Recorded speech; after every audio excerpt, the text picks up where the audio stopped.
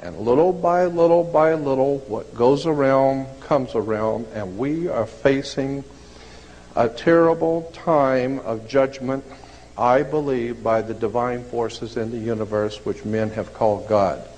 I don't know what God is, but I know what he isn't.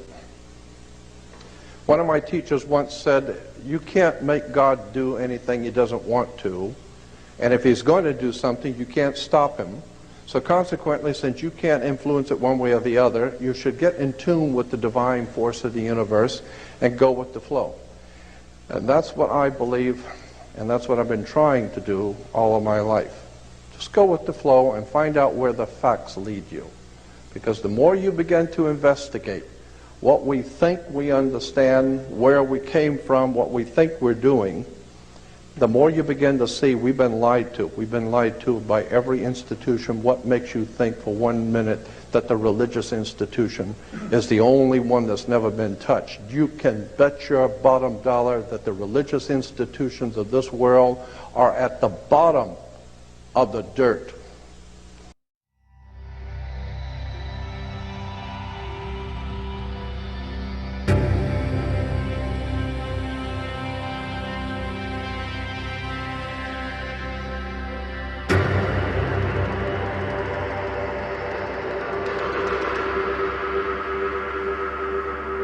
Words,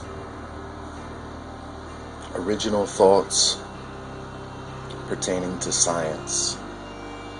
And today's science seems to be the go-to man for all the answers. But science is limited in those answers that it can present. Science deals with physical facts. And as we know, or I hope you know, that the world is based on spiritual realities, and those physical facts will always be subservient to the spiritual realities. So science is really limited in the sense that it's not the leader, it's the follower. And then when we put science in that perspective, then we might hope to garner that truth in which it can hope to reveal. So in saying all that, I'd like to read these words to you that will put all of that into perspective. Just something for you to think about.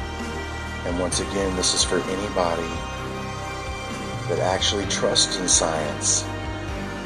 And some of you, I know, trust it with your life. That is a mistake. You should never expect science to reveal the absolute final analysis on those ever-enduring mysteries of the human race. So science by itself could never be that savior we want.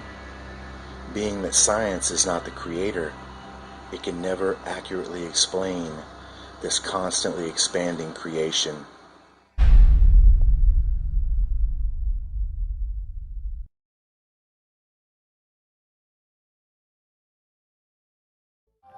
They were called the Phoenicians, and by the time they founded Carthage, they had already made their mark on world history. It's no accident, for instance, that words like phone and phonetics sound a lot like the word Phoenician. That's because the Phoenicians were one of the first to develop the spoken word into an actual written language. In fact, they were among the first to form sounds into written characters, creating an alphabet. Remnants of the Phoenician alphabet have survived even today in the language of one of the smallest countries in the world, the island of Malta. Not a bad shelf life for a language over 3,000 years old. But just who were these Phoenicians?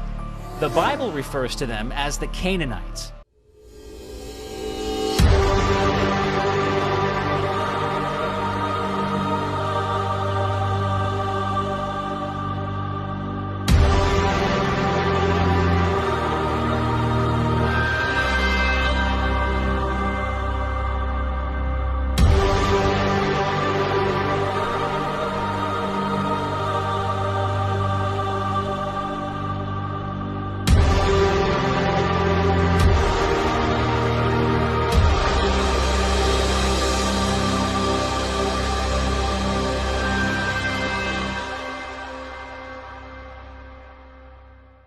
The religious institutions in this world are put there by the same people who gave you your government, your corrupt education.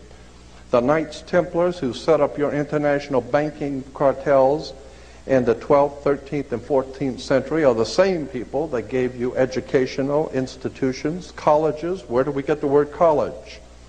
College comes from the collegia, the Latin Roman college of cardinals. I could go on for hours just giving you examples. I mean, when you graduate, you come out with a square mortarboard, a black square mortarboard. What's all that about? Black square mortarboards. It has to do with the planet Saturn. Saturn, we're told that in the Old Testament that the Hebrew people, the Jewish people, were worshipers of one God. That's never been true, not true now, and never will be true. That's just one more story that's been given to us. That's never been true. The Hebrew people were worshipers of many gods, many different divine beings. They were the most eclectic theology on the face of the earth. Next to modern day Christianity is Judaism. Eclectic meaning it has collected from all over the world concepts and ideas and put it together and called it today Judaism. Judaism today is the most eclectic religion on the face of the earth. Virtually nothing of what it teaches is true. Virtually nothing of its supposedly background is true. And consequently, the world is filled with violence, bloodshed, or disorder. Good people are dying. There are children who are starving. Our world is in trouble. And people are calling out to God for protection. People are calling out to God to help our nation, and never realizing for one moment that the divine presence in the universe not listening. Why? Because you have your own concepts of whatever you think is true, whatever you believe to be true, but you have never confronted the real truth. The real truth is that the people who are in power, who put this system together, have been in power for thousands of years. This has been going on from day one. I have the highest of respect for the Bible. Anyone who knows me knows I read it and study it all the time. But I'm also well aware that there are encoded messages. The rabbis will tell you that in the Old Testament is filled with encoded messages. I believe that Christianity is probably the most powerful encoded message the world's ever had. It's one of the oldest messages in the world, and I believe that the Christian teachings in the original scriptural understanding is the most important volatile story the world's ever known. And it's sitting right in front of you, and most people don't even see it. It is an encoded story. And unfortunately, too many people who are ill-informed, unread, and who have not spent 42 years looking at theology accept what they read in the New Testament and in the Old Testament as actual history, when in point of fact, it is not actual history. There is a message behind the message. And consequently, if you're reading the Bible, and if you're looking at theological subjects from the Bible point of view, in a materialistic way, you're never going to see the obvious story sitting right in front of you. I believe that the story in the New Testament, and I'm concerned about this because I believe the world is now facing another dark age. I think that we are now preparing ourselves to go into a very dark time that's coming on the earth. And I believe that the message that's in the New Testament is a very powerful, symbolic, metaphysical story that is not very well understood today. Let me go back to the original Hebrew religion. Because it forms the basis for Christianity, we need to look at where did any of these things come from. I'm famous for doing that. I couldn't care less who I offend. I want to know the truth. And all you got to do is go to any good library and just start reading. There are hundreds of great reference books out there that tell you where things have come from. First of all, all of the things which are going on in this world today, from 9/11, all of the wars in the Middle East, all of the incredible bloodshed that's being spilled all over the earth, can be traced back to, and you might want to remember what I'm saying here, because I'm sure you're not going to make the connection when I first tell you, but I'm going to try and explain it to you. The things which are happening today, the people who are in power in this country, the great generals from around the world who are planning wars and violence and bloodshed, all of this stuff can be traced back to the planet Saturn. Saturn is a very, very pivotal, important concept in theology and religion. And most people have never been told any of this and have no knowledge of it at all. But the planet Saturn is very important in world affairs, in theology. In the Islamic belief, the holy city of Mecca, which is in Saudi Arabia, Mecca has a Masonic circle, and within the Masonic circle is a square, because you got to do everything on the square, remember. You have a town square, you have New York Square, you have Vatican Square, you have Red Square, you have all kinds of squares. Why? Because this is Masonic. And it goes all the way back into the ancient world, the terms and symbols. Again, the planet Saturn is called the Black Square. It's called the Dark Sun, the Black Sun. This is what the Nazis and the SS and the Gestapo wore black. That's why priests wear black. That's why judges wear black robes. Why do you think a judge wears a black robe? He wears a black robe because when you used to graduate from university, you wear a black robe. Why black robes? Darth Vader wears a black robe. What the hell does a black robe have to do with anything? The judges wear black robes. You know, Supreme Court judges wear black robes. Black robes represent the priesthood of the planet Saturn, the Saturnalian Brotherhood. All you need to do is study Nazism, and you will begin to see that the powers behind the Nazi Party, the Thule Society, the Germanian Order, were all members of something called the Saturnalian Brotherhood, the Brotherhood of Saturn. Saturn was the god of darkness, chaos, and destruction. He teaches you a lesson. He will take your life if you don't listen to him. So consequently, Saturn was very, very important in the ancient world. Thank you. Saturn's name, incidentally, in the old Phoenician ancient Canaanite religion, in the Middle East, the old Phoenician Canaanite worship of the planet Saturn was the most important god of all the ancient world, was the planet Saturn, and his symbol, long before the Hebrews were ever in Cana, the symbol in Cana for the planet Saturn was a six-pointed star. Today we call that star the Star of David. There was no Star of David. It's the Star of Saturn.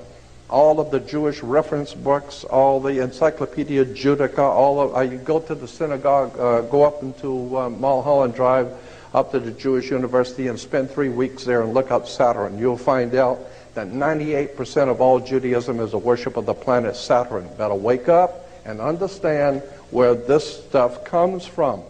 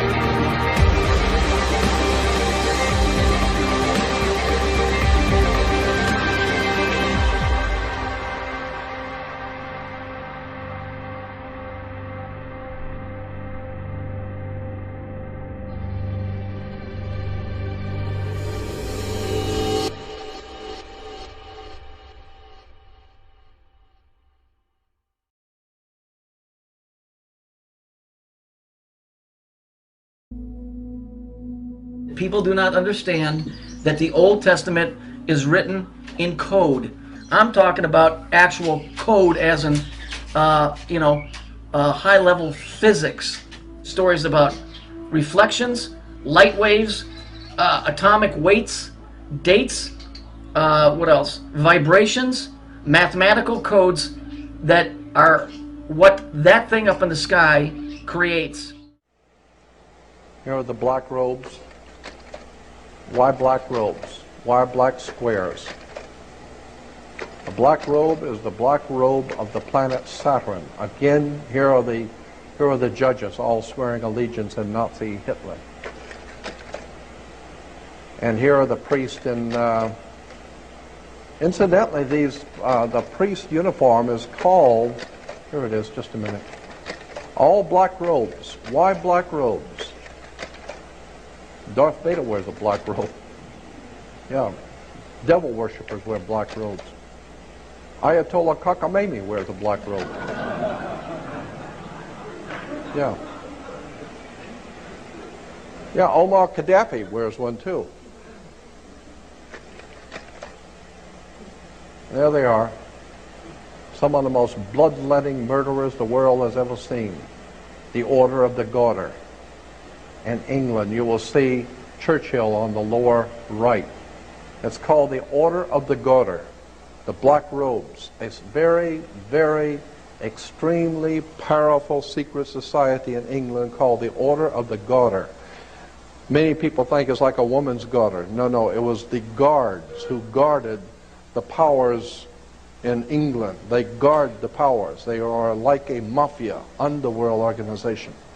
A very powerful secret society with the black robes and the red strips. The red represents the same thing as the red, the scarlet-colored wild beast of Revelation. The red is very important, and you'll see they're also wearing the old ancient symbol of the cross. So, people that are just tuning in are saying, I don't know, this seems a little out there. Well, it would be if you're coming into advanced trigonometry from 6th grade. It wouldn't make any sense to you. Those of you that have hung around understand it. But for somebody that's just looking at this now, this is going to make absolutely no sense. Because you have to be eased into this kind of knowledge. You can't just be thrown into it because it'll bust your head wide open. Once you see it, it's very, very clear that there's really something going on. And it's not hidden, that's the thing. It's right in front of your face for you to find out the truth, but nobody wants to know the truth. A very few want to know. A very few want to know. So what do? They go and make movies like The Wizard of Oz. And everybody goes, ooh, that was a good movie. That's a good children's movie. That ain't a good children's movie. That's a motherfucking occultic movie if there ever was one. Star Wars is another one. To them, it's entertainment because that's all they're ever going to know. Because that's all they ever want to know. They don't want to dig. All they want to know is, did the Chicago Bears win or did the Bulls win? What kind of mentality is that?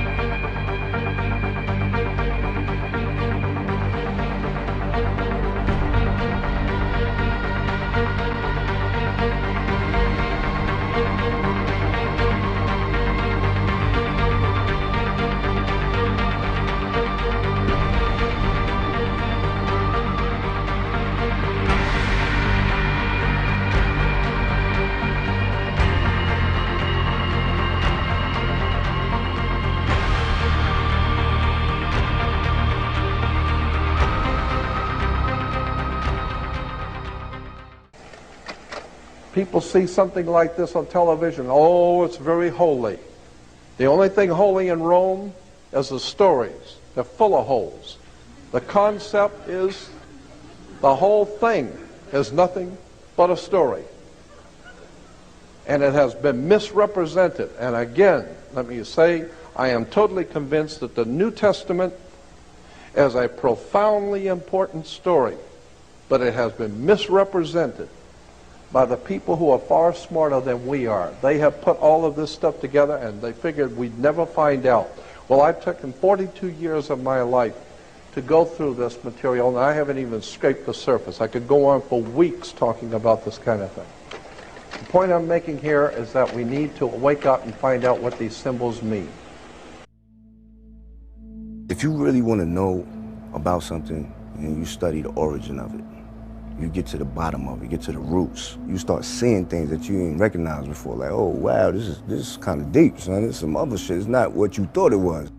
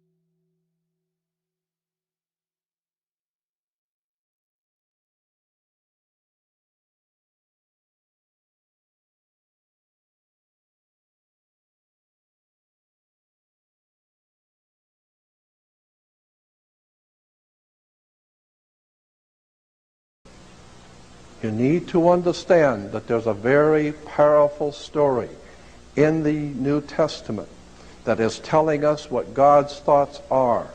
But you need to understand it is symbolic, and there's a powerful story there. And one day, if I am invited back, I will do nothing more than for 4 hours do a whole theological discussion about the New Testament and the real story that's encoded in the New Testament, because I believe it's a very powerful story, but it's not the one you think it is. So consequently, my last comments are, I do not wish to offend, I wish to educate, because I believe that's what the divine presence in the universe would want, is truth. Know the truth and it will set you free. And this is my all-time favorite. I just love how they take Jesus and they crucify him with 3 fingers out. Isn't that real nice of them? I mean, they couldn't stop with the story where when they were humiliating him of putting a purple robe on him. No, they have to go and make it with the 3 fingers showing. You see, isn't it how wonderful this is? Now, why are you seeing all of this stuff in the Christian church? Because there's no such thing. It's Masonic. The Masons build every church, every temple, every mosque on the planet. All of them shitty-ass songs resonate at a certain frequency within the building that they're built, because they create things, and they bring things up, and they make things happen within a certain space. A lot of science involved in there, more than you would know.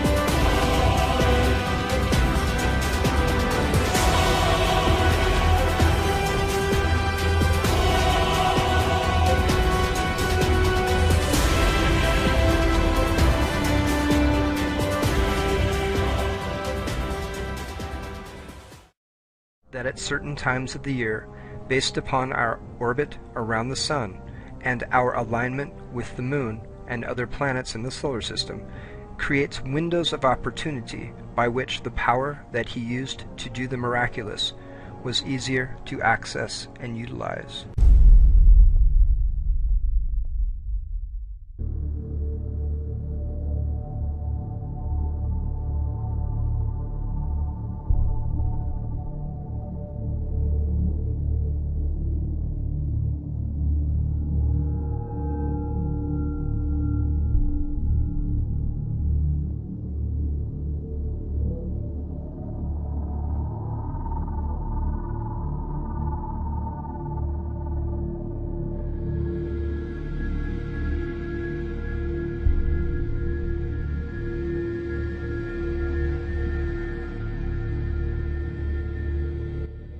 Okay guys, well this is pretty cool actually. What we're looking at here is a picture of the heat signatures on two of Saturn's moons, Mimas and Tethys. And I really love this photo because it shows me a very unusual geometric shape here. We can quite clearly see that this looks like a part of a triangle. Now, unfortunately, the article in regards to this appears on space.com, which is connected to NASA, and the best they can do is try and tell us that this looks like Pac-Man. In fact, they have mentioned Pac-Man about 20 times throughout this article. Not once do they mention it looks like a triangle, or at the very least, the top of a triangle, or the top of a pyramid. Not once do they mention that it looks like a very unusual geometric shape with very straight lines. They just continually tell us that it looks like Pac-Man. So to me, this really does show me they have nothing but contempt and treat us like idiots. Now, interestingly, the first heat signature here was discovered in 2010, and then they discovered this one in 2011. Now, it goes on to say at the end of the article that the surface oddity was first sighted by NASA's Voyager spacecraft in 1980. But they don't say if it looked like this. They just say that it was an oddity. They don't say if it's changed since when they first saw this in 1980. They don't tell us whether this heat signature has been experiencing a lot of differences during the times that they have first actually seen this. So, you know, once again, we don't get very much information from NASA at all, but really we shouldn't expect anything, you know, more from NASA. They are the mouthpiece of these government agencies. But anyway, I thought it was very interesting, this shape, because as soon as I saw this shape, I actually didn't see Pac-Man. What I saw was what I've been seeing on the Sun, these triangles. So I find it really interesting that this geometry seems to keep turning up again and again. And, you know, we also see that at one of Saturn's poles, there's a hexagram.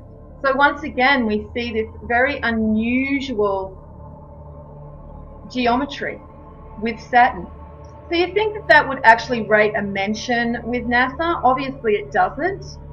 Now I just wanted to show you this really unusual correspondence to one of Saturn's moons,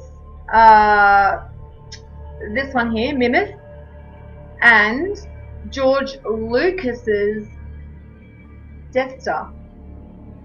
And the reason that I find this really interesting is, one, they do mention it in the article, but two, now that we're starting to see that there is a definite connection between people that are very creative and their ability to tap into universal consciousness, I think we should start paying attention to a lot more of these very creative types of people and what they were relaying to us.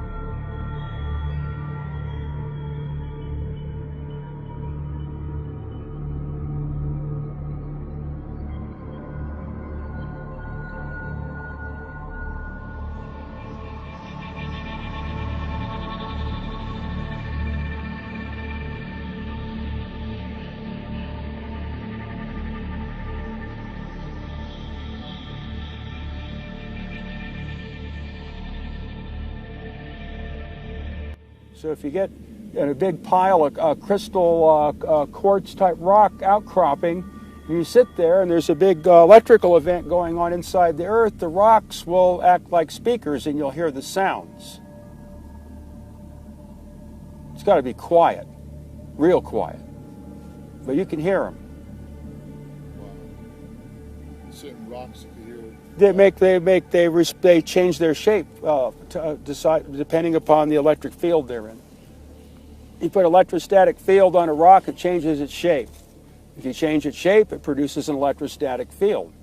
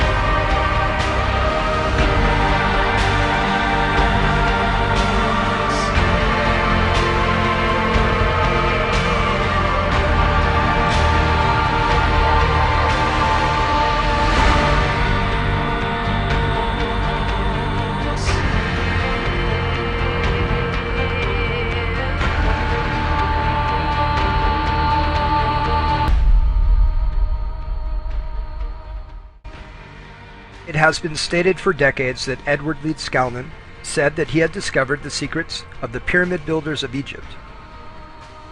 In fact, on the Coral Castle website itself, it states in regard to this topic that Ed would only say that he knew the secrets used to build the ancient pyramids, and that if he could learn them, you could too. Today, hopefully, I'm going to show you that this may have been true. In fact, I believe it to be true. And I don't believe this based upon stories that I have heard, but based upon scientific and obvious reasons that I can point to today. The first reason speaks for itself. The fact is, no scientist, no engineer, no one who is experienced in the art of stonemasonry has replicated what Edward Leeds Skalman did over 70 years ago. In fact, if you search YouTube for the video that I'm showing here, it is part 2 of In Search of the Castle of Secrets. It is clearly proven in the video and stated by the man at the quarry that a single man with primitive tools could not have moved the coral blocks that Ed purportedly did by himself without modern machinery. There is a second reason that Ed may have known the secrets of the pyramid builders, and that is there is a similarity between the coral that was used to build the Coral Castle in Homestead, Florida, and the stones that were used to build the Great Pyramid of Giza thousands of years ago. Let me show you what that correlation is. But before I do so, let me tell you about something. Let me first tell you a little bit about coral. Now, coral is made from a substance called oolite, and oolite is a sedimentary rock formed from what are called ooids. Ooids are small spheres that are mostly composed of calcium carbonate. Remember that word. Calcium carbonate is a substance that is secreted by the corals, or polyps, which are the little animals that actually live in the coral reefs. The coral reefs grow as the polyps, and the other organisms deposit calcium carbonate, which creates the coral reefs themselves. So to summarize, a coral reef is the result of small creatures called corals or polyps that secrete calcium carbonate, which creates the coral reefs, which later becomes oolitic limestone, which is what most of southern Florida is actually made of. Now let me give you one more definition, which will help you tie all of this in.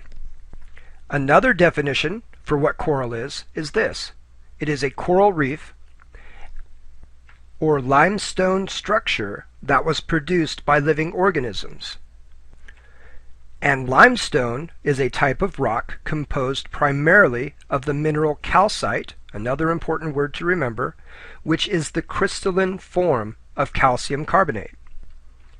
So what does this have to do with the Great Pyramid of Giza?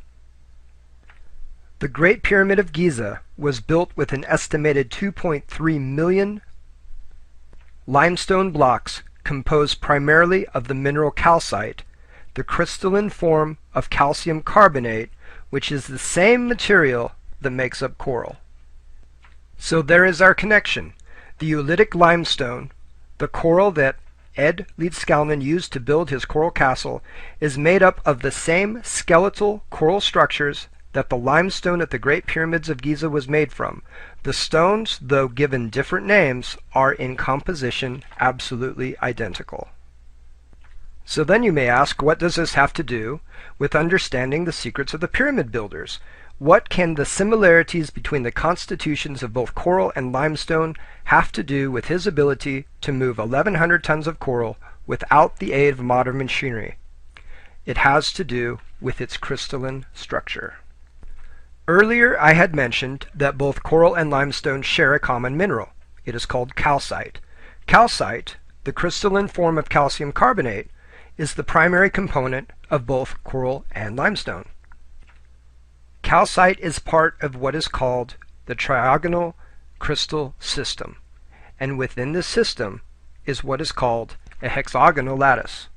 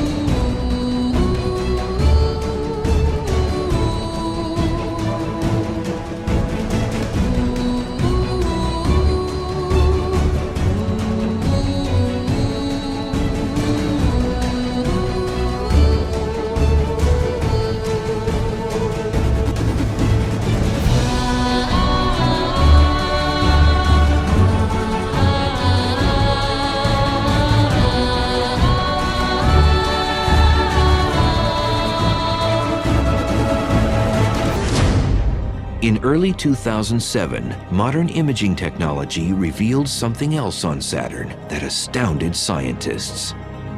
We see it very, very intensely now. It's something big, something strange, and something never seen in the universe before.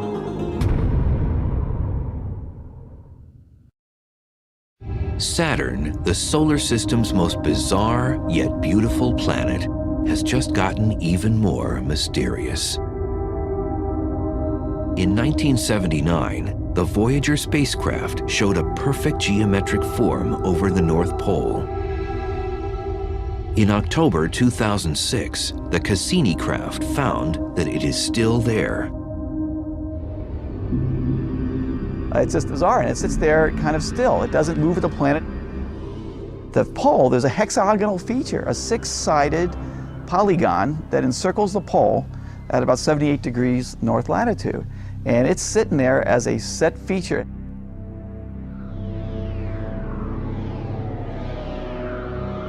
The hexagon is similar to Earth's polar vortex, which has winds blowing in a circular fashion around the pole.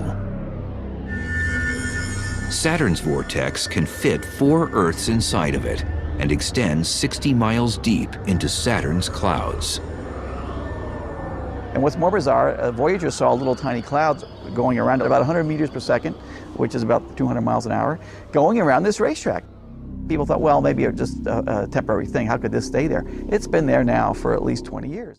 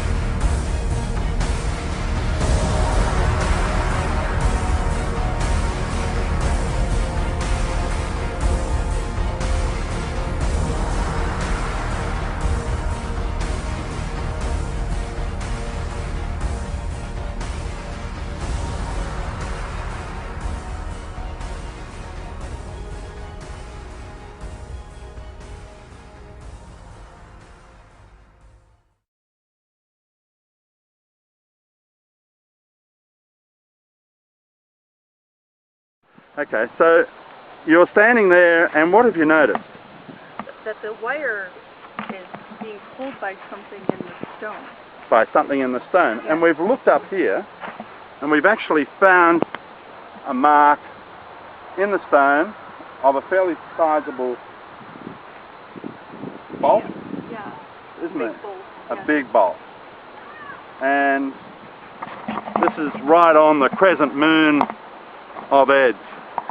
Right under, right in the centre of it, and right below this chair, which is where the first abnormality of this rod was taking place. We also found a very strong pull to just about 8 feet from that post in alignment with those, what would you, condominiums, some description? Apartments. And just around the corner here, what did we find when you ran the wire again? We came around the side where the pool is and the north compass. We aligned it to the north compass, didn't we? Yeah. And, oh, by the way, it's Peter from Atmospheric Ionisation. And what else did we find here? We aligned it, and we actually found a hole. Yes. And somebody's left a Valentine's love message in there, which is absolutely fantastic. And this is right underneath, on the outside wall of this triangular cube space. And it aligned it directly to this center hole. Is that correct? Yes. Tell me again, what did it do? It lines up with the hole. Did it? Yes. It really pulls itself towards that center hole. Okay. And then we walked around the perimeter, didn't we? Yeah. We took off across and followed the wire. The wire's doing all sorts of weird and wonderful stuff, isn't it? Yes. And how did you know to start doing this? You can feel it, and it pulls my hands when it does that, and it also points in certain directions. Right, okay. So you just follow and walk the direction? Yes. Okay, let's go. See what happens when we walk this way. Let me just come out to the top.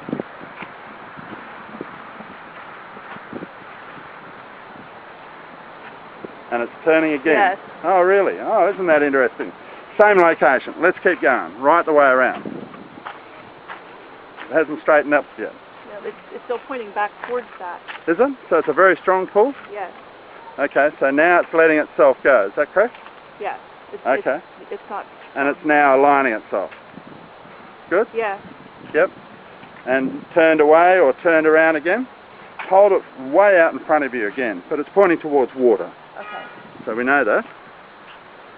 Keep walking. Right the way around. Just want to see what happens when we go right the way around the other side. Just relax your arm down a little bit. Just bend your elbow back towards you.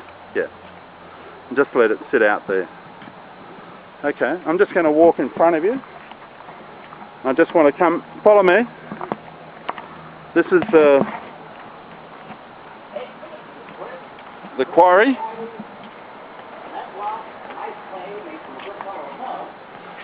I just want to see you walk right up past this place here and just follow the wire. Did it push away? It did just displace it. Oh. It is. Okay, Yeah. just go back and follow the wire. It's pulling you there. Walk this way. And now there. Yeah. Stop, look down. Oh. I wonder what that is. Wow. Looks like an earth pin that Ed put there. This was his original, or possibly one of the original posts that he used to ground and make a mark for. Oh, wow. Oh, by the way, if we look up, we get an alignment with the north. See that? The North Polar Star, right back over this way. Yes. Okay, so he lined that up with that as well.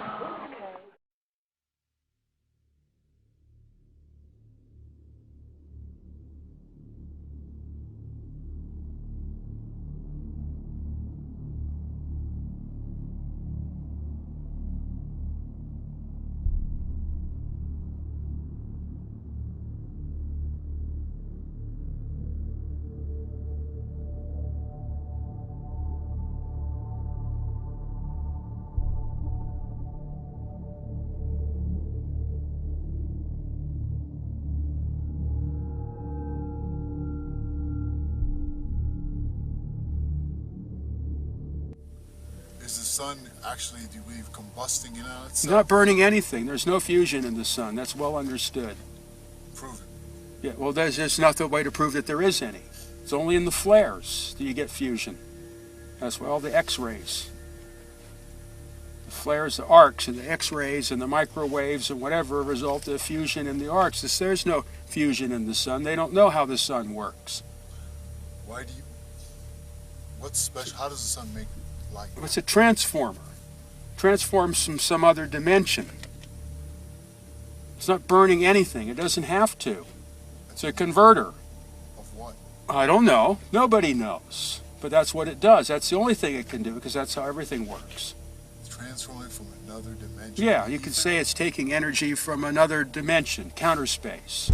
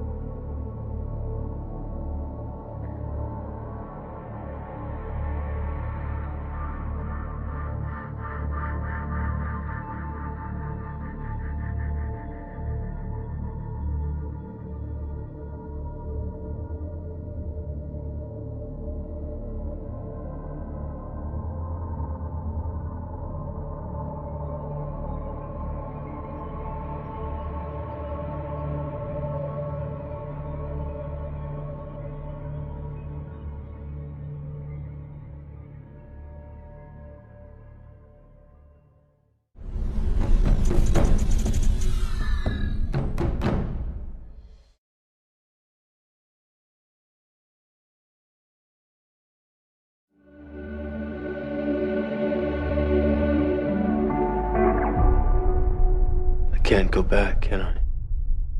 No. But if you could, would you really want to?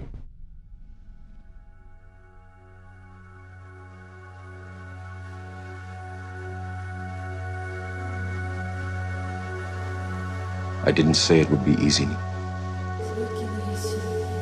I just said it would be the truth. You ever have that feeling where you're not sure if you're awake or still dreaming? I know exactly what you mean. You have the look of a man who accepts what he sees because he is expecting to wake up. Ironically, this is not far from the truth.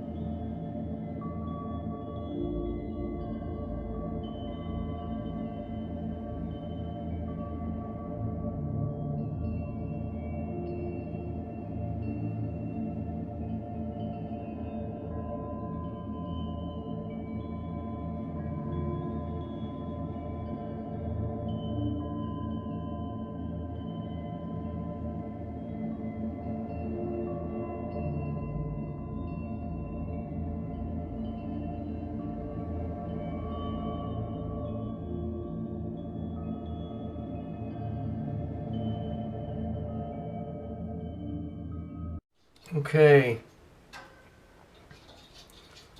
I want to read this to you. This is from that hurricane.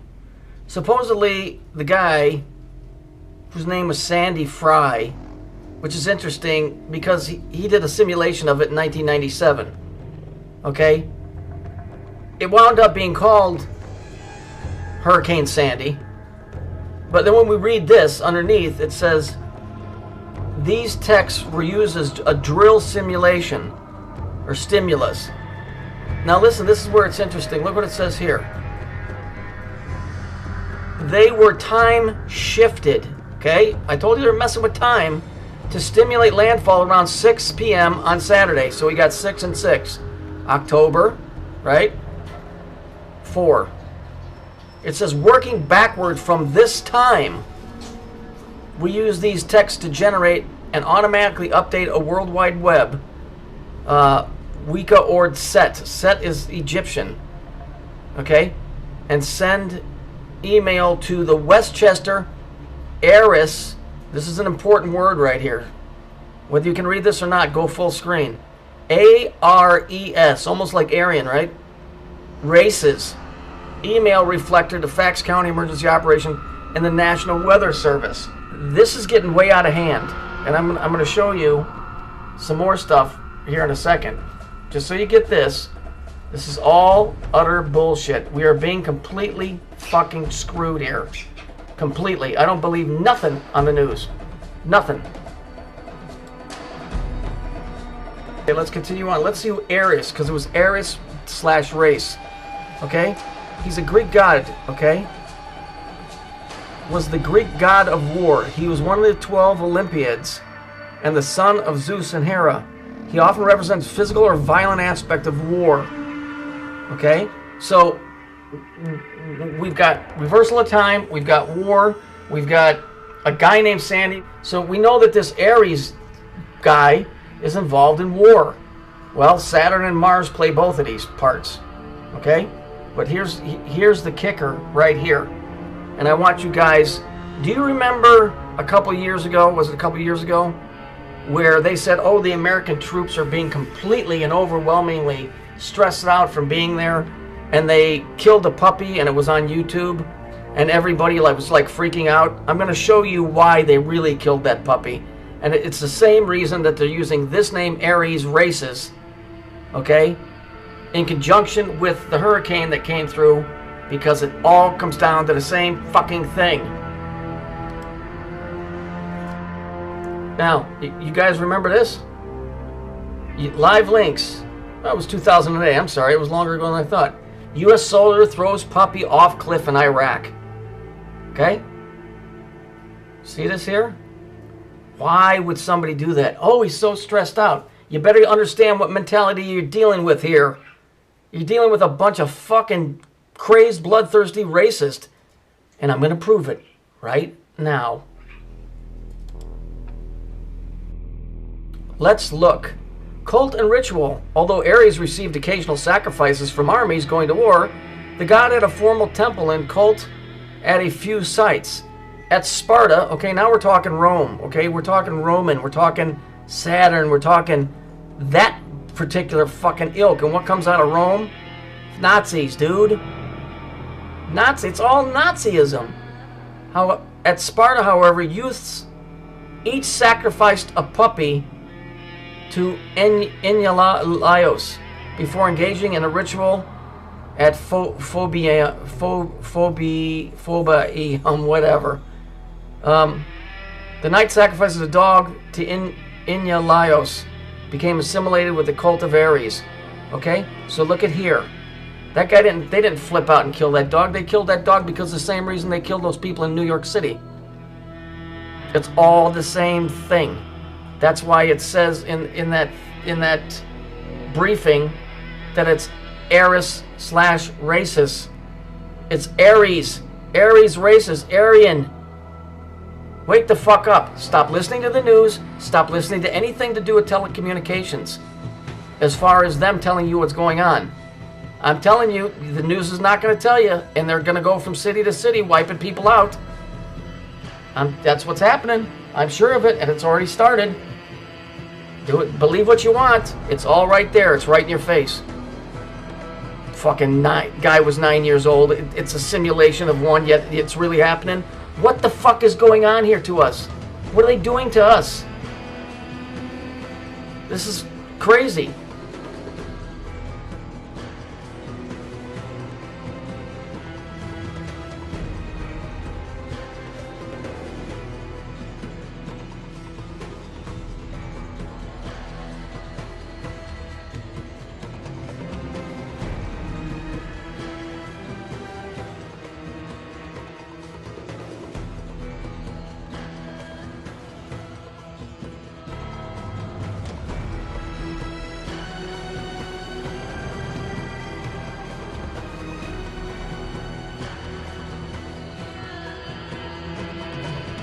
Anyway, let's look at this. I think this is from 2000. It's either 2002 or 2006.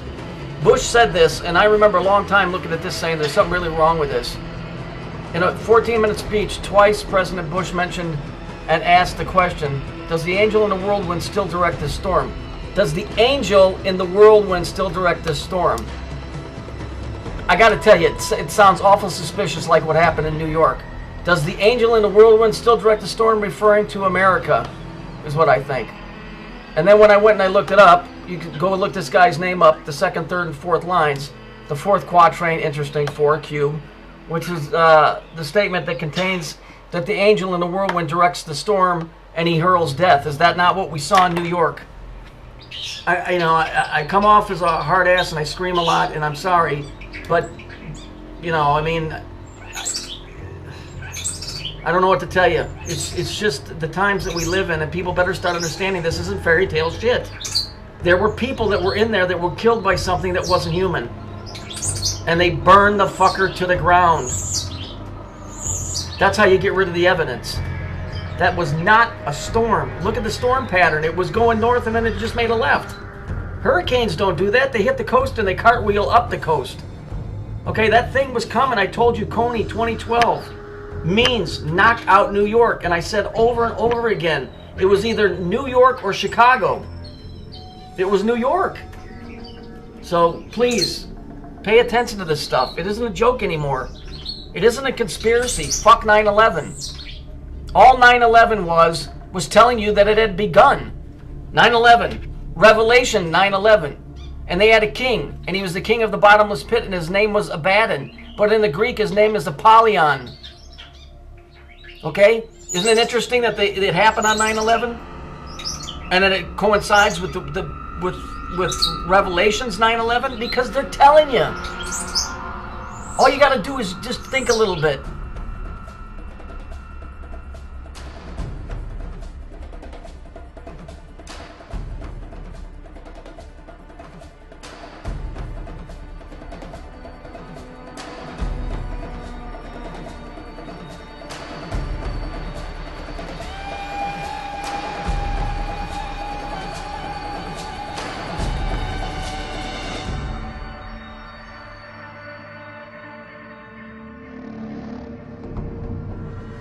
Alright, the birds might be a little noisy, sorry, nothing I can do about that. Look, basically, every one of these points, you got Brighton Beach here, interesting, you got a pink and a purple and yellow here on the woman. From the financial district, all of these streets, okay, all were part of that storm and that flood and that whatever, the destruction, okay? But all the rest of these, the Yukon Territory, Nebraska, Tenafly, New Guinea, Mount Fuji, Las Vegas, every one of those, with the exception of Nebraska, had an earthquake on the 30th, the same time that the storm was going on. You can't ignore this connection where they put Saturn center of the Earth. There is a cube in the center of this planet. What's inside that cube are the things that are coming out.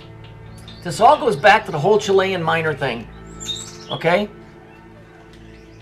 If you go look in the video where you see where it says Tenafly, I clicked on YouTube, and the first one came up, and the time that the guy stamped on there is 3:30. Well, you know, it's ridiculous. The Nebraska earthquake happened October 18. That's 9. And it was a... let's see, it happened on the 18th. You know, I mean, it happened on the 18th, it was a 1.8 or something, but they both equal, no, it was a 3.6. So it's 9 and 9 again, that's 18, that's 9. There's something going on, when it's all 9, something's gonna bust loose. I don't give a shit what anybody says. The New Yorker just doesn't put nutty things on the front just to do it. If you go look at the artist, he's way into the occult. I believe these are exit points. Okay, if you look at New Guinea, not a lot of people living there. There's plenty of jungle, places to hide. Mount Fuji, ain't nobody living up on the top of there. The Yukon, that is up in Canada, and that is it's all forested, but it's desolate. And what I mean by that is there ain't a lot of people living in that area. You know, this all goes back to the Titans. It all goes back to Tartarus and them being released and just a whole bunch of stuff. So just understand, it's not a coincidence that there were earthquakes on the 30th, the same time that storm was going on. This stuff is just beginning, and when these things come out of the ground, I don't know what they are. If biblically it says, and there were giants in the earth, so you know, is that what's coming out? I don't know. But you got that cube, which represents Saturn, or represents the cube that those things are locked in that are coming up. It's just too weird. It's too weird, but it shows that there's a pattern to this stuff.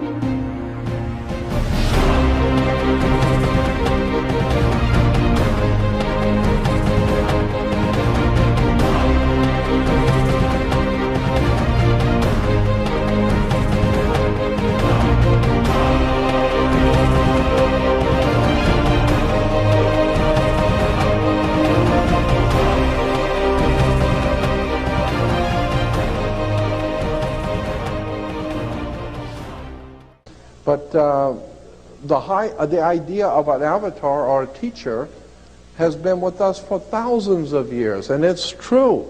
Every time the world is heading into darkness, it seems like God or the divine presence in the universe moves certain people in their heart to stand up against the darkness and help their fellow man, like the scripture says, you know, just carry even one candle will light a darkened world. So I believe that there is something to this idea that God raises up individuals to enlighten his fellow man at, you know, in dark periods of history. Could I ask you one other question about astral theology? Have you looked into the Mayan calendar?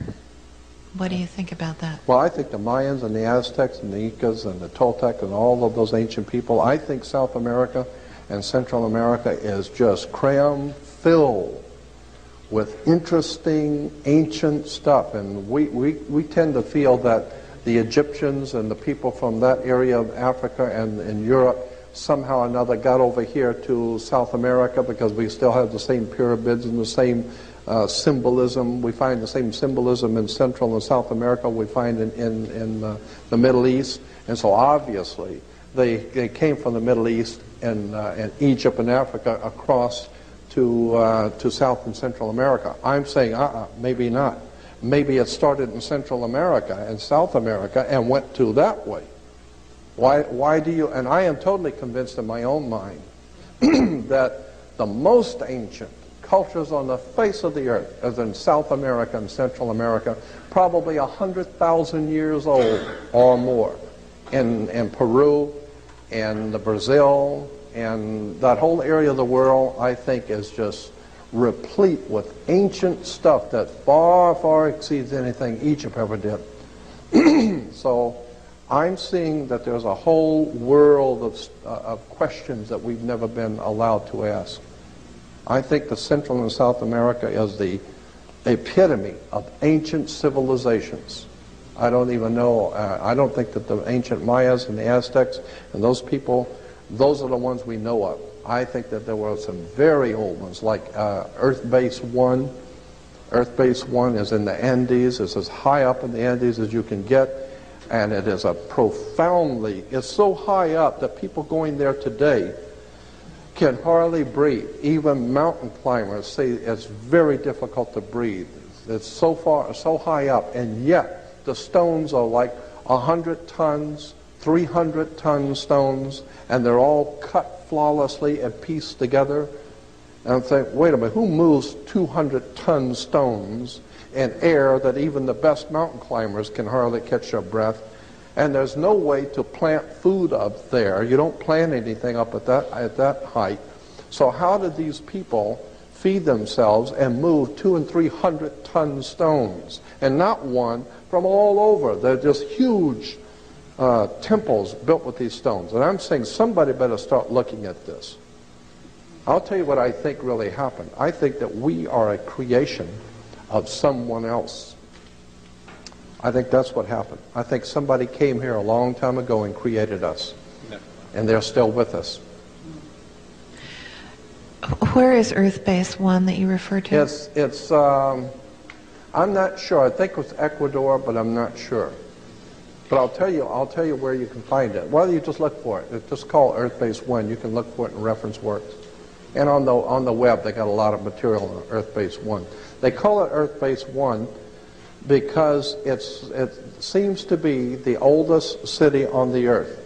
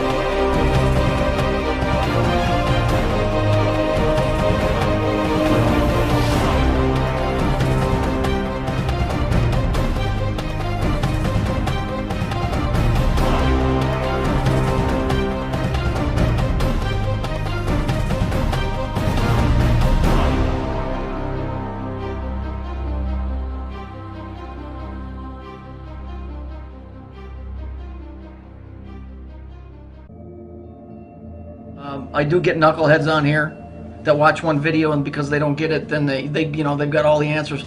You don't just get all the answers. I bet I don't even know 1/100% of what's going on. I know that there's one major thing involved, and that's that thing that's called Saturn. This is one of the biggest lies that comes out of the Bible, because it's not a lie if you understand what it is, but it's a lie the way it was taught to you. You're told, for those of you that are churchgoers, and for you of those who aren't, you'll know what the word is. Sin, S-I-N. The word sin is supposed to mean that you're bad, and that because you're sinful, God can't have anything to do with you. You know, well, the word God refers to the planet Saturn. It does not refer to the Creator, who stands above the one that men have called God, which is the planet Saturn. The word sin comes from it's from physics. It's used in quantum physics. What is quantum physics? Quantum physics has a very old, ancient name, and that name is Kabbalah. I'm a theoretical physicist, and I like to say that I walk in the footsteps of giants like Albert Einstein and Niels Bohr. I'm not a philosopher. However, I am rather dazzled by the fact that many of the basic mysteries that we find in string theory and the theory of everything seem to be mirrored in the Zohar and in the Kabbalah. As a scholar, the most amazing thing of all is the degree to which modern astrophysics sounds like a Kabbalistic text. Albert Einstein, when he was creating the atomic bomb or writing up the theory for it to work, used Kabbalah. Came up with E equals MC squared. You got what? Five symbols that equal volumes of information. These are lies that have been perpetuated. People do not understand that the Old Testament is written in code. And I'm not talking about this bullshit Da Vinci Code crap. I'm talking about actual code as in, high-level physics. Okay? The word sin, S-I-N, comes from the word sine, S-I-N-E. If you look at that, this is a sine wave. Yeah? It's a sine wave. The straight line that you're seeing, that's called linear time. That's going from your birth to your death, okay? The wavy line, that's a sine wave, okay? That's a sine wave. Bear with me. The word sine in physics is abbreviated as sin, okay? Now, there is another wave, it's going to be in blue, that runs along the same line as time, okay? And what that is it goes like this. This one is called a cosine wave, as in cosigner. That's right where that comes from. That's a cosine because it rides the back. It's so tight to the other wave, it's called a cosine wave. Now, you see, you have red and blue, and they both are interacting with time. So, one is time, one is space. Okay? Those two together create time and space. Red and blue, which represents the planet Saturn. The time and space. So why is sin evil? Because sin is the abbreviation for sine, which represents time. And incidentally, the serpent in the garden is right here. Okay? That's the serpent. Okay? The serpent is time. Now I'm going to show you something else. Bear with me for a second. This is where your caduceus comes from. That's time and space running along a linear, that's a cosine and a sine wave, running along the vertical line, which is sine or sin. Here we have the wings. That's what your symbol is that you see, the caduceus. The single one is just a snake, which is it looks like an S. That's the serpent. Okay, so why do they say that we're sinful? They say that we're sinful, or that you're born of natural sin, because you're born into sine. You're born into sine. You're born into time. And when you're born into time, when you're born into sine, you're born into sin. Now, why does sin keeps you away from the Creator? Why? Because here, that's ruled by time, the circle, and space, the square. The Creator is timeless. There is no time where he exists. It's a loop. You go around and around and around. You have to arise above that and get to where there is no time. So when they say, oh, man's born of natural sin, you are born into the third dimension. And as the Bible says, the wages of sin is death. When you're born into the third dimension, you live in the third dimension, and as we all know, time, given enough of it, destroys everything.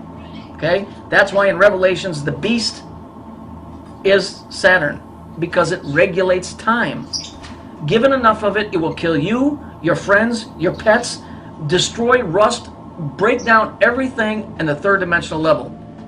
And death is always associated with sadness and wailing and gnashing of teeth. Because, see, they took a story of physics and they twisted it and they came up with a bullshit story that some broad, you know, running around in her birthday suit, you know, giggling and ate an apple she wasn't supposed to. The tree of life that they're referring to in Genesis is the Kabbalistic tree of life. First of all, the Old Testament was never supposed to be in your possession. The Jews did not want that out because those stories are coded stories that are written in high physics. All the Old Testament is stories about reflections, light waves, atomic weights, dates, what else? Vibrations, mathematical codes that are what that thing up in the sky creates, that makes the reality that we live in. So for all intents and purposes, that thing is God to this planet, not to me. I believe in the guy that's above him. Problem is, we don't know what his name is. So that's why I believe in Jesus. It's the only guy in between me and the Creator. Okay? Let's watch the graph here. You see how it goes round and round? You see the green?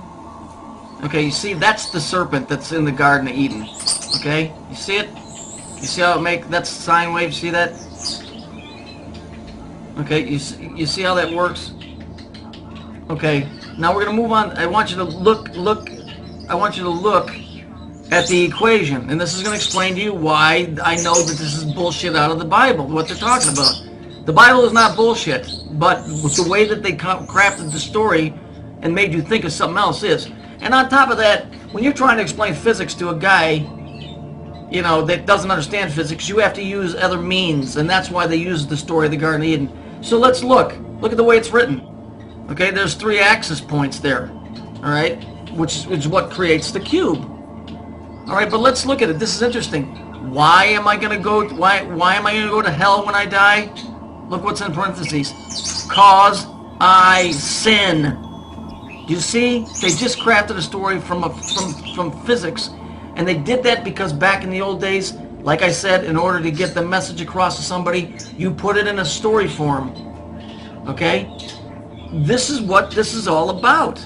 There's no doubt in my mind. Just, okay, here we have a woman with an hourglass. Yeah? Okay? She's got her arm resting on a skull, which represents death. The thing that's above her head is called Oribus. It's a snake biting its tail. Okay? That represents Saturn. Okay? All halos that you see represent Saturn. All circles, the earrings that you wear, women, those earrings are a representation of time, and it comes out of Babylonia. It represents Saturn. Same thing with your wedding ring. This is obviously a picture from a society called the Rosicrucians, which is, I guess they're kind of like Masons. That's why she's holding a rose. But the hourglass and the Oribus above her head, so this is basically telling you that Eve, okay, the story of Adam and Eve, it was time. That was time. It wasn't a serpent as in a snake. It was a serpent as far as time. A sine wave. Okay? All right. You see it go around and around? You see the red colors? Red, yellow, blue, green? That's a time cube. But if we look at it, look how it's split into 4 sections. The circle is, right? Okay. Let's see where we've seen that before. There you go. There it is. You see it's on top of a church. It represents time and space. It has nothing to do with Jesus Christ. It has nothing to do with saving your soul. It has everything to do with a business. The 503, it's a government code. Churches don't pay taxes because it's nothing more than a government installation. And pretty much that's all that I really wanted to show you guys today.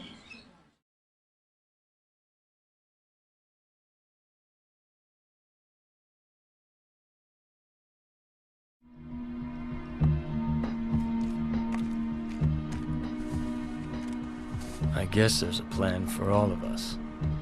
I had to die. Twice. Just to figure that out.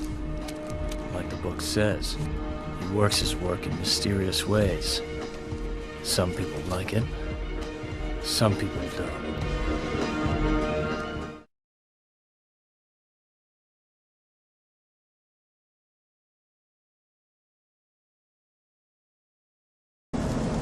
The Bible's there for a reason. Has it been tampered with?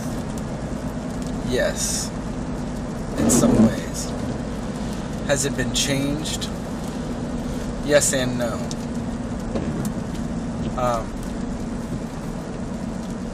When I say yes and no, you gotta understand the manuscript that the King James Version was translated from is totally different than the manuscript that 95% of the other Bibles were translated from. I think the Texas Receptus is the King James Version, and then the other versions, which were translated by Westcott and Hort, with the Alexandrian text. You could spend weeks researching that, and I would recommend you do it just for your own benefit. Now, am I saying that if you read a Bible that's an NIV, well, that's a bad example, New American Standard, whatever you want to call them, are they bad Bibles? No. You can get the same thing out of any Bible for the most part, and you can find the truth. See, the truth is there, and the ones that seek will find it regardless of where it's at. See, Jesus said the kingdom of heaven is within. It's not out here. It's not in my sight. It's not anywhere. It's inside. We have God inside of us. We have the ability to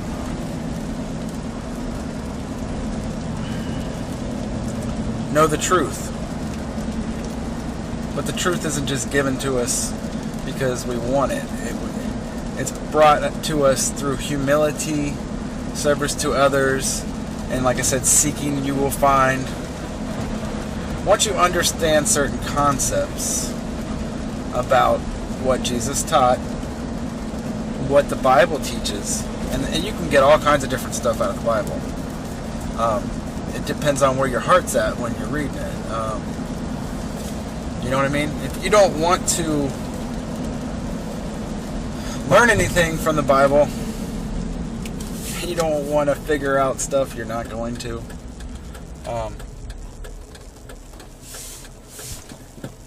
There's lots of hating on the Bible. Sorry, I'm driving here. And it's raining. But back to what I was saying about different manuscripts. Going back to even before then, before those manuscripts, there was Sumerian texts. And some of the stories in the Bible are Sumerian stories from the Sumerian gods. A lot of the Old Testament gods you see in there are the Sumerian gods, not the actual Father. Now, this is my opinion. I'm not going to judge you if you go to church and you sing song. I was in a church one time and they were singing a song to Yahweh, and I about fell over because I'm like, I'm not singing to Yahweh. I know the difference between the Father and the Yahweh, and Yahweh is not the Father. But anyway, I'm all over the place here. Those stories were mixed in. There are different versions and different gods in the Old Testament. I think there's verses in there talking about smashing children against, they'll use that. But my point is, the Bible's going to be used against us, and it's already starting. Because it can be so widely interpreted. Me, myself, I stand firm on the teachings of Jesus Christ. But I stand firm on the whole Bible, because it's there for a purpose. Because I believe the Father to be omnipotent. It means everything happens for a reason and a purpose in His time. I believe in the Father, the Son, and the Holy Spirit. He came to the Jews because the Jews were the chosen race of that time. Were they the chosen of the Father, or were they the chosen of the Hebrew God? And that's a question you'll have to answer. I'm not going to get into that. Psalm 82. Look it up and just read that one. And that tells you about these gods from the Old Testament that were the judges. And talks about the foundations of the earth are out of whack.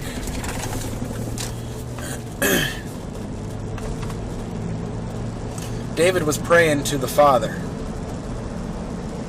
because the judges, the gods, they had fallen. They weren't doing what they were supposed to be doing when they originally were sent here. The whole system is a failure. We are part of a failed system.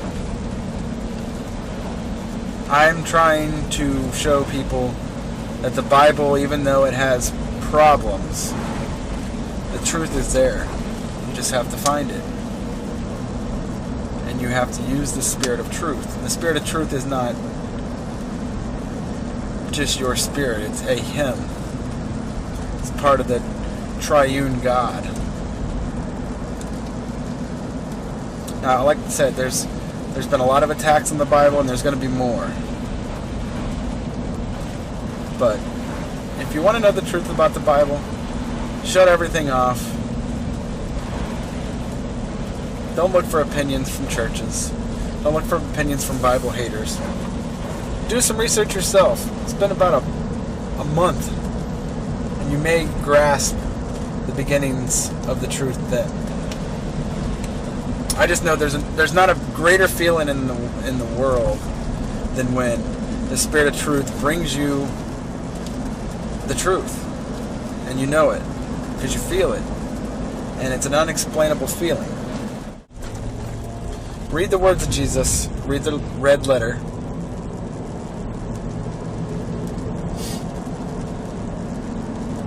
And just meditate on that.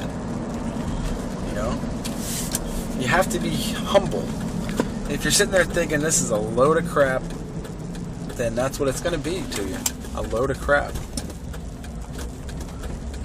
Ask for the truth and see what happens.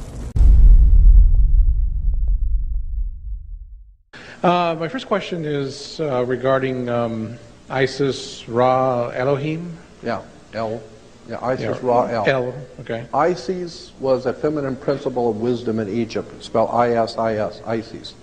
Then the coming of one of the pharaohs changed the worship of Isis to the worship of Amun-Re, Amen Ra, which is incidentally why Christians still say Amen at the end of the prayer, because they're sending the prayer through God's Son, Amen Re, Amun Ra, Amen. And consequently, when the Phoenician Canaanites, when the Hebrews went north into Palestine, they encountered a people that were already there for thousands of years. They were called Palestinians, which was very clever. I mean, that's where you would expect to find Palestinians, is in Palestine.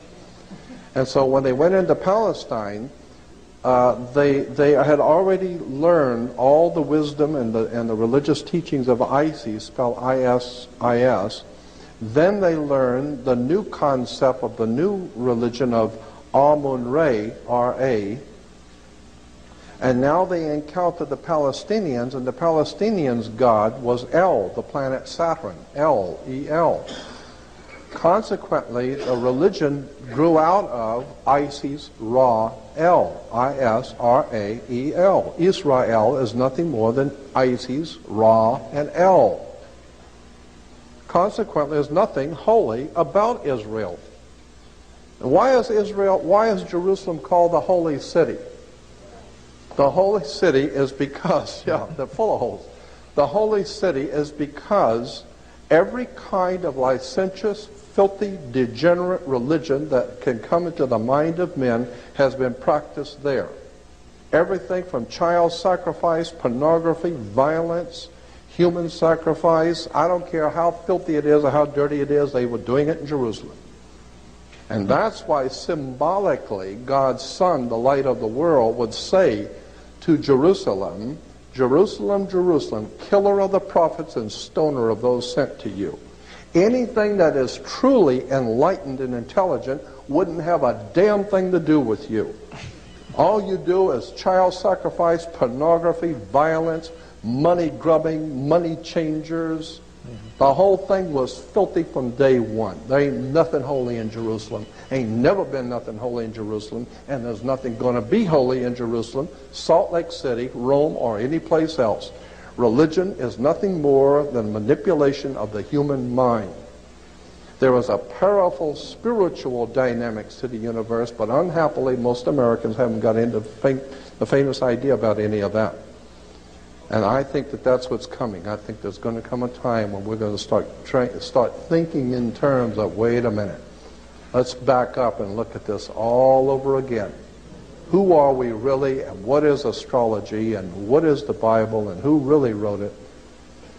And that's what I'm hoping to do, to be able to enlighten people that there's something else going on we haven't been told. To me, to me, ultimately, martial art means honestly expressing yourself. Now, it is very difficult to do. I mean, it is easy for me to put on a show and be cocky, and be flooded with a cocky feeling and then feel like pretty cool and all that. Or I can make all kinds of phony things, you see what I mean? Blinded by it. Or I can show you some really fancy movement. But to express oneself honestly, not lying to oneself, and to express myself honestly, that, my friend, is very hard to do, and you have to train. I can't explain why I shine and no one else shines. I think everybody shines in different things. And a lot of things I can't do. I can't play basketball like every other black person in America. But I can act. I know how to go to that true spot in myself because I'm there every day. I can be me. I can be whoever because I'm true to me. I can go to neutral easily. A lot of people, black, white, Mexican, young or old, fat or skinny, have a problem being true to themselves. They have a problem looking in the mirror and looking directly into their own souls.